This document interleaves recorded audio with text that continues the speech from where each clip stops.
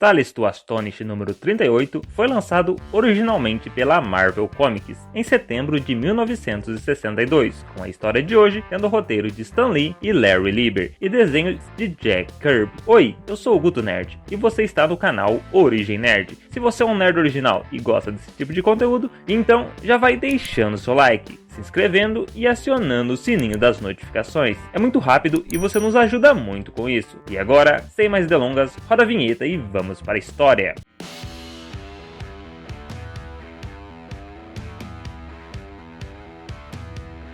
Traído pelas formigas. Nossa surpreendente história se inicia com a ameaça de um dos maiores vilões da galeria do Homem-Formiga, o temível, incomparável e aterrorizante Cabeça de Ovo, que parece muito, mas muito mesmo com meu tio Bira, mas isso não vem ao caso. O importante é que desde o surgimento do Homem-Formiga, os bandidos do submundo do crime vivem tempos de vacas magras, quase fazendo bico à noite para poder sobreviver. Tadinhos. E em uma pequena reunião secreta, 3 chefões do crime discutem uma maneira de acabar com o reinado do herói. Eles discutem uma nova maneira de enfrentar o Formiga Atômica, já que força bruta não está funcionando e seus capangas sempre acabam tomando um pau. Nessa hora, eis que um deles, depois de espremer muitos neurônios, tem a brilhante ideia de enfrentar um cérebro formidável com outro cérebro formidável. Então, somos levados a Washington, onde o renomado cientista chamado de Cabeça de Ovo está sendo julgado por vender informações confidenciais para outros países. E só para lembrar que neste momento se vivia a Guerra Fria, e vazar qualquer informação para o inimigo era pior que bater no irmão por falta de mistura. Porém, o governo não tinha nenhuma prova concreta dos crimes do vilão, mas mesmo assim, o Cabeça de Ovo é demitido. Só que no dia seguinte, o RH da bandidagem já bate um fio para o cientista, dizendo que eles gostariam muito de contar com o trabalho do Cabeça de Rolon. E já que estava de bobeira e dinheiro é sempre bem-vindo, o cientista concorda em acabar com o Homem-Formiga. E já focado em seu trabalho, o Cabeça de Ovo começa a analisar as atuações do herói diminuto, percebendo que em cada batalha travada, o herói contava com a ajuda de um exército de formigas. E como ele é um cientista inteligente, ele logo percebe que o Homem-Formiga deve ter um meio de se comunicar com os insetos de 6 patas, e para derrotá-lo, ele deve fazer o mesmo. E sabendo que as formigas se comunicam por sinais elétricos, o vilão começa a determinar que frequência as formigas usavam para poder se comunicar. E com isso, ele poderia se sintonizar com elas, como o Homem-Formiga faz. E depois de muito estudo e trabalho duro, o cientista malvado finalmente consegue construir uma máquina para se comunicar com as formigas. E já fora do laboratório, o Cabeça de Ovo encontra um gigantesco formigueiro e, usando seu novo equipamento, ele começa a enviar mensagens de fake news sobre o Homem-Formiga para os insetos que ali residem. E já com as fake news espalhadas por todo o formigueiro, o Cabeça de Ovo começa a fazer promessas vazias para suas novas amigas, como geração de emprego, pavimentação das ruas e saneamento básico. Não, pera, esse foi o prefeito da minha cidade que prometeu. O Cabeça de Rolon só prometeu mesmo que ia libertar as formigas do domínio do diminuto herói e as ajudaria a tornar seu mestre em seu escravo. E ouvindo essa ladainha toda do vilão, as formigas são ordenadas a transmitir uma mensagem sobre um roubo que iria acontecer em alguns dias, e na verdade era apenas um plano para capturar o herói. E o vilão reforça seu plano para os insetos e finaliza dizendo que agora serão as formigas quem darão as ordens. E depois de colocar seu plano em prática, o vilão parte esperando que a ambição e a vaidade façam seu trabalho no formigueiro, e quando ele se reencontra com seus contratantes, ele conta seu plano para eles. No dia do crime,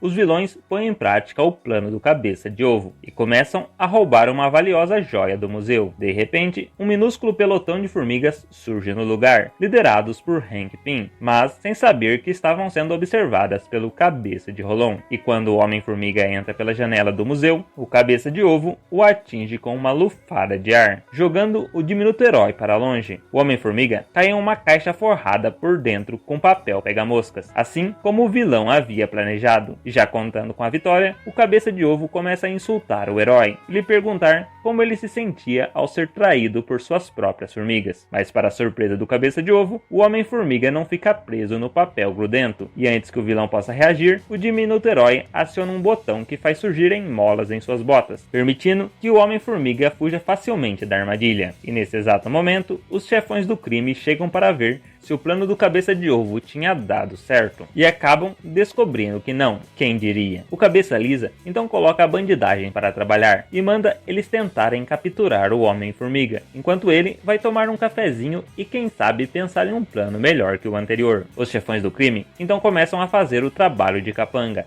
e como não têm experiência, eles só conseguem bater nas coisas e serem humilhados pelo Homem-Formiga, que até usa um laço que ele deve ter emprestado da Mulher Maravilha para jogar um dos bandidos longe. Os bandidos ficam impressionados com a força do pequeno herói, mas não desistem de tentar pegá-lo, ainda mais porque eles achavam que as formigas tinham abandonado o heróizinho. No entanto, as amigas de 6 patas de Pym não tinham virado a casaca coisa nenhuma, e quando o Homem-Formiga dá o sinal, uma folha de papel pega-moscas tamanho família nos bandidos abobados, que ficam mais presos que pum no velório. E percebendo que o plano falhou, os bandidos que estão do lado de fora se apavoram e saem correndo em fuga. Mas ao chegarem nos carros, eles têm uma surpresa não muito feliz, já que os veículos estão com seus pneus furados, e nenhum deles sabe usar o macaco. E como desgraça pouca é besteira, a polícia chega para acabar com a bagunça. E depois de estar tudo sob controle, o Homem-Formiga conta a um policial sobre como o Cabeça de Ovo foi ingênuo, ao pensar que as formigas se consideravam escravas indefesas do herói, sendo que na verdade elas eram suas amigas e parceiras no combate ao crime, e contaram todo o plano do Pouca-Telha para o herói. E claro que o vilão estava ali pertinho sem ser visto, escutando tudo. E só para esculachar o vilão, o herói conta que antes de chegar ao museu, ele tomou um banho de óleo químico para não ser pego pelo papel pega-moscas. E ao chegar ali, ele furou os pneus dos carros, mas para ter certeza de que os bandidos não fugiriam, suas formigas pegaram as chaves dos veículos. Mas o Homem-Formiga comenta que a única coisa que deu errado foi o fato do Cabeça de Ovo ter fugido. No entanto, o policial fala para ele não se preocupar, pois além da polícia, todo o submundo do crime estava procurando pelo cientista Pouca-Telha. Esse maluco tá mais enrascado do que meu irmão que emprestou o dinheiro de agiota. E assim, nossa surpreendente história se encerra, com o outrora brilhante Cabeça de Ovo agora escondido em um pequeno albergue e sendo tratado pelos outros inquilinos como um doido de pedra, já que ele só fica pelos cantos resmungando sobre formigas. Thales Astonish 38 também conta com as histórias Missão Estranha, Encontrei o Homem Impossível e O Segredo das Estátuas, mas como o foco dos nossos vídeos são as histórias de heróis, não estarei as abordando hoje, quem sabe em um vídeo futuro. Então, se você gostou do vídeo,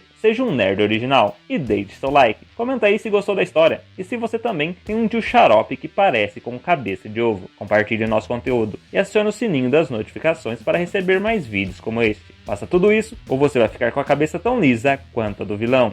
Permaneçam com Deus e até mais!